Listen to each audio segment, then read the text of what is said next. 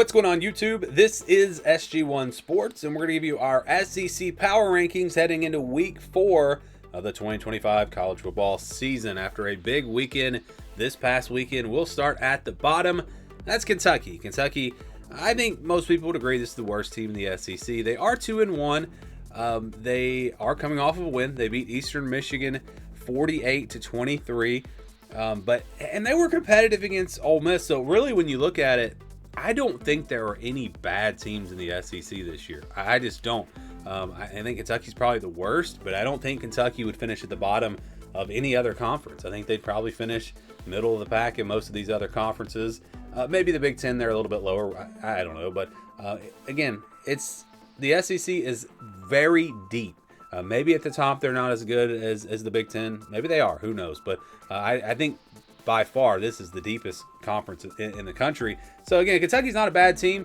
Number 15, also a team that I would say is not a bad team, but they're playing pretty bad right now. It's Florida. They are 1-2, coming off of a very disappointing, difficult loss to LSU, where DJ Lagway threw 5 interceptions. They lost this game 20-10. Other than the turnovers and then some bad penalties, Florida, I feel like maybe even outplayed LSU in this game. But they're not playing well. They're making too many mistakes, too many penalties, turnovers. The same thing against South Florida. Some dumb coaching decisions there at the end. Everything's just going wrong for Florida right now. I think this team still has a lot of potential. The roster is good. The talent is there. Don't know what's going on with DJ Lagway, but they better fix it quickly, or Billy Napier is going to be out of there at Florida. Number 14, Arkansas. Not a bad team. We just saw them, take Ole Miss into the fourth quarter. They're 2-1. That was a game that they had an opportunity to win it. It was a very competitive game. I feel like Arkansas is a solid football team, but again, the SEC is just so deep this year. 41-35 was the final score in that game. It was a shootout. Taylon Green ran for over 100 yards. It was a great effort. There was an exciting second quarter. These teams combined for 45 points in the second quarter. So it was just a really exciting game, but Arkansas came up a little bit short in that one. Number 13 for me is South Carolina. South Carolina 2-1 after the loss to Vanderbilt.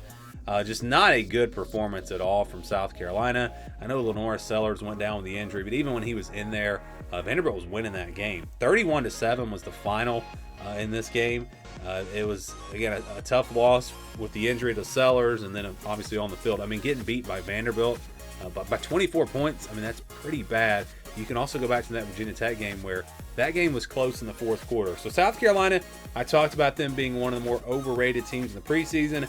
I think I've been proven correct on that. I do hope Lenore Sellers can get back, get healthy, and this team can still be competitive the rest of the season. Number 12, another team that I talked about being overrated in the preseason, that's Ole Miss. They are 3-0, but again, you got Arkansas and Kentucky, two teams near the bottom of the SEC, where Ole Miss, though they played them into the fourth quarter. Those games were close. They were very competitive. Ole Miss beat Arkansas. Again, shootout game, exciting game, but it's a game that Arkansas could have won. And then you'd be looking at Ole Miss right now with some major questions. I realize they did not have Austin Simmons in this game, but still, I don't think the quarterback issue was really any problem here. It's really the defense, and I talked about that a lot in the preseason. I don't think people realize how good this defense was last year and how much they lost. But yeah, Ole Miss, they're winning, and that's all that really matters, and they'll work their way up these rankings if they continue to win. Number 11, Vanderbilt, very impressive against South Carolina. I think you can make an argument for them being ranked even higher.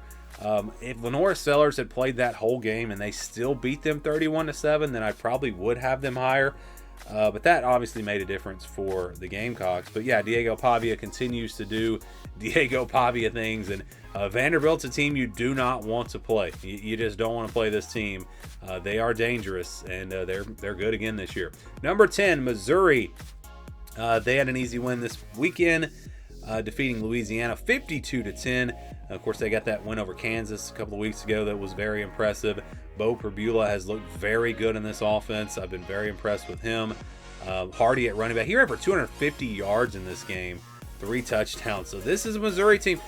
These teams are good. I understand you see that number 10 there. and you saw the 11 by Vanderbilt. These are good football teams. There are just a lot of them in the SEC, and it's very hard to rank them. Number 9, we're going Mississippi State. This is a good football team. They beat Arizona State, who is considered one of the favorites in the Big 12. They took care of business this past weekend against Alcorn State, 63-0. I know that's what an SEC team should do, but last year's Mississippi State team, I don't think they would have done that. This is a good football team, and really on both sides of the ball, big time improvement for the Bulldogs. And they're a team you're not going to you won't beat them easily. I don't think anyone is just going to walk in, and blow out Mississippi State. This is a pretty good football team. Number 8, Alabama. They looked more like the Alabama we expected against Wisconsin. Defense was good. Ty Simpson was really good in this game. They, really dominated from start to finish. Not a game that was in question at all. 38-14 the final score. Ty Simpson was 24-29 for 382 yards and 4 touchdowns. Ryan Williams was back. He had a couple touchdowns, 165 yards.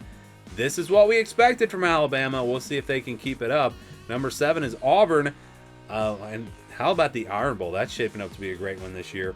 Auburn's really, we're going back to that Baylor game. That's where they've impressed us.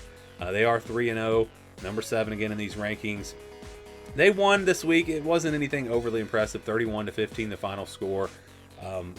Really, the offense kind of struggled in that second half. I don't know what was going on there. Now, South Alabama's not a bad team. They played Tulane close. But still, you would like to have seen Auburn win this game a little easier. They've got a big test coming up with Oklahoma on Saturday. Number 6 is Tennessee. Really impressed with Tennessee, even though they lost to Georgia. Joey Aguilar looked very good in this offense. Seeing what they were able to do against this Georgia defense, I was just really impressed with Tennessee. He had a huge day. I mean, it's not very often that a quarterback has these kind of numbers. He was 24-36, 371 yards, and 4 touchdowns. Those are big-time numbers against what we believe is a good Georgia defense. Chris Bradswell had a big game, 177 yards on 6 catches, 3 touchdowns.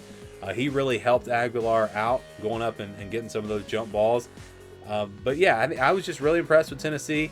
Missed a kick that would have won this game, and then who knows, maybe they would be number 2 or 3 or maybe even number 1 in these power rankings. But still, I don't think you can drop Tennessee much. Or actually, I think I've moved them up a little bit based off of this performance. Number 5, Texas.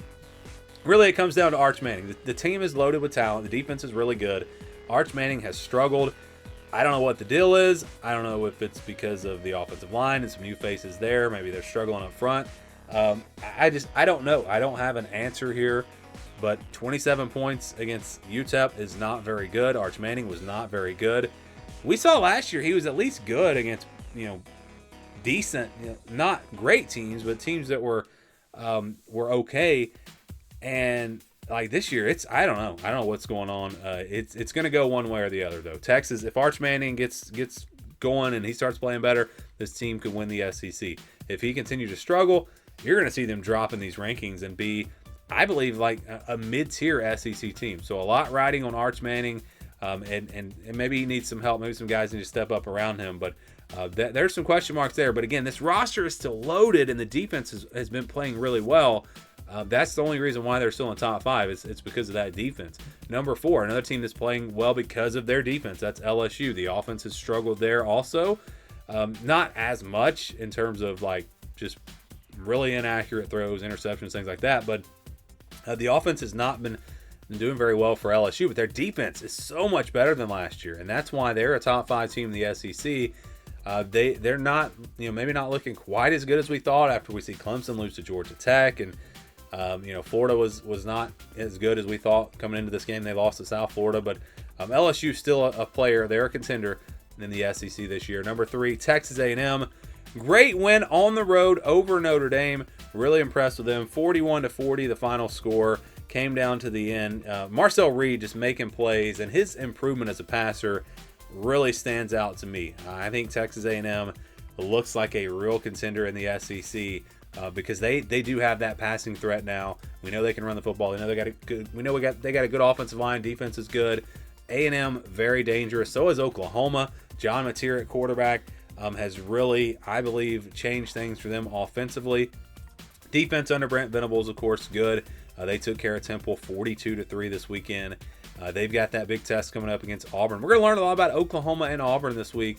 That's going to be a huge game in the SEC. But our number one team, Georgia, big win over Tennessee. You know, a field goal goes in, and then where is Georgia ranked? I don't know, but it matters who wins the games, and Georgia was able to win the game. I don't think their defense is as bad as it looked. You know, Tennessee's receivers, Chris Brazzell especially, just made some plays, even though they were in position. They did settle down. They played better. I felt like Gunnar Stockton really grew up in this game, made some huge plays. The run game got going. And Georgia, to me, is the team to beat in the SEC at this point. Do you guys agree? Do you disagree? How would you rank the teams? Let me know down in the comments below.